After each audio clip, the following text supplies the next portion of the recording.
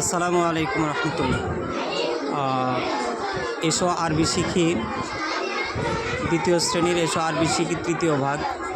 আজকে আমরা শিখব যে কীভাবে প্রশ্নবোধক শব্দ দ্বারা শব্দ তৈরি করতে হয়। যেমন এখানে লেখা আছে আপনার মা হাজা, মা অর্থ কি, হাজা অর্থ ইহা।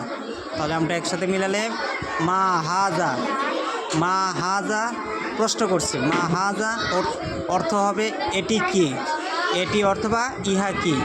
হাজা অর্থ এটিও বলা যায়, আবার ইহা বলা যায়। হাজা ব্যবহৃত হয় হচ্ছে আপনার পুরুষবাচক শব্দ ব্যবহার করার জন্য। তাহলে হচ্ছে মা হাজা এটি কি অথবা ইহা কি। তারপর নিচে এটার উত্তর দিচ্ছে হাজা কুরআনুন, এটি একটি কোরআন শরীফ।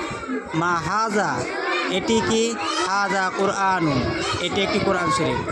তারপর প্রশ্ন হচ্ছে মা হাজা এটি কি, হাজা বাইতুন, এটি হচ্ছে একটি ঘর। মা হাজা, মা হাজা এটি কি, হাজা বাইতুন, ইহা একটি ঘর। মা হাজা এটি কি, হাজা মিসবাহুন, এটি একটি বাতি। হাজা মিসবাহুন, এটি একটি বাতি। মা হাজা এটি কি, মা হাজা এটি কি, হাজা ইকদুন, এটি একটি হার। হাজা ইকদুন, এটি একটি হার। তারপর প্রশ্ন মা হাজা এটি কি, মা হাজা এটি কি অথবা ইহা কি, হাজা দালভুন, এটি একটি বালতি। হাজা দালভুন, এটি একটি বালতি। এভাবে হচ্ছে আপনার আমরা হচ্ছে এই শব্দগুলোকে বারবার রিপিট করবো বাসায়। মা হাজা একজন প্রশ্ন করবেন, আপনার বাচ্চা যতটুকু পারে। আর একটা জিনিস মনে রাখবেন, শব্দের শেষে যদি গোলতা থাকে, শব্দের শেষে যদি গোলতা থাকে, যেমন আপনার হচ্ছে এই যে এখানে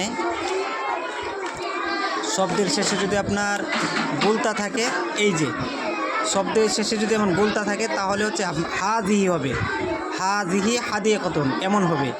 আর শব্দের শেষে গোলতা যেগুলো না থাকবে, এগুলোতে প্রশ্ন করবেন বাসায়।